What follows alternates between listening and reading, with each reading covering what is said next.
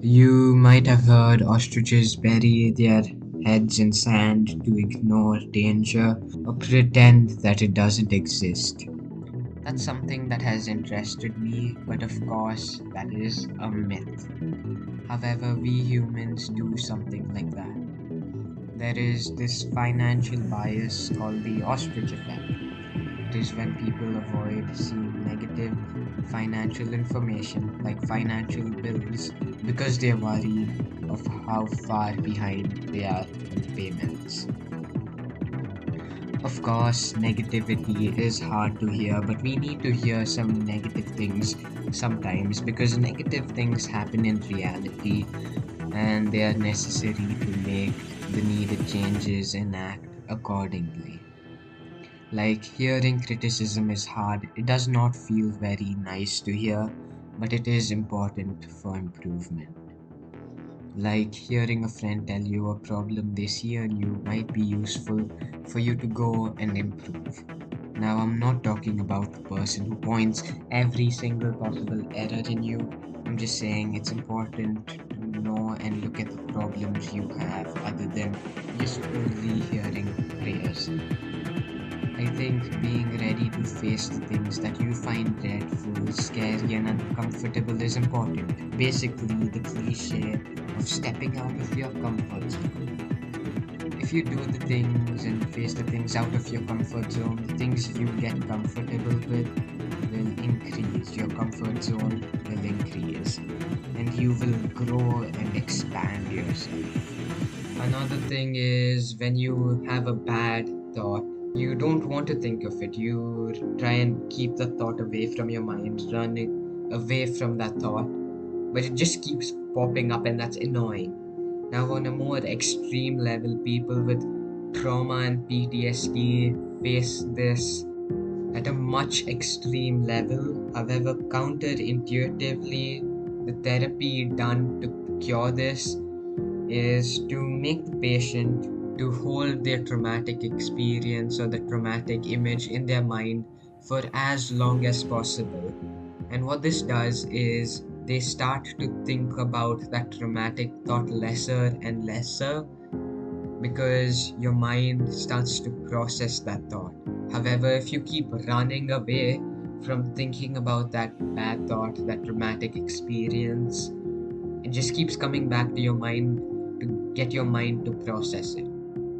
Places we have not touched because they are outside our comfort zone or because we fear them or dread them are the places where most potential generally lies and are places you can greatly grow in. Something I find interesting to do is just to look at the problems around me, just in my house or just in my room, and go and fix them. Like if I have a cupboard or a drawer I don't like opening because it's messy, I try to force myself to go and clean it and fix the problem. If I have a task or something I've been wanting to do and now it's sort of a mental block, I want to try and approach that thing and do that thing, and that's something I'm trying to work on a little bit more. It doesn't need to be too big. Sometimes it's really small things which scare us. Many, many small things which we are afraid of.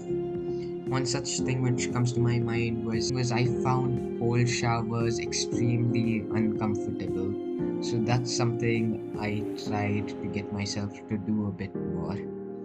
And another one was doing pull-ups, and it sort of is painful for my fingers. I tried to get myself to do that. And editing, that's something which is a big mental block in my head, so that's something I'm trying to do more, and that's what I'm doing as I'm making this video.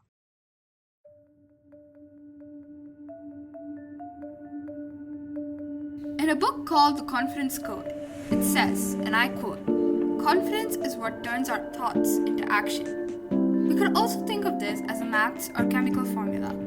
Thoughts plus confidence equals exciting and explosive action. Now, let's take a totally relatable scenario here. You want to answer a question in class and raise your hand in the polite way you should. But before the teacher even finishes asking the question, someone always blurts out the answer without even raising their hand, leaving you feeling extremely embarrassed. It also makes you wonder if you are doing the right thing, or if you should blurt out the answer like the rest do. It's always right to be polite and raise your hand to answer a question in class. If someone starts saying the answer before raising their hand, it's perfectly alright to say, "Hey, I'm raising my hand here." Basically, what I'm trying to say is, you just need enough confidence to do what you think you want to do by taking the respective actions. Do it! Now, to get out of your comfort zone, as said before, starting small always helps. If you want to socialize with people from, say, your class, start by going over to them for notes or help in any homework.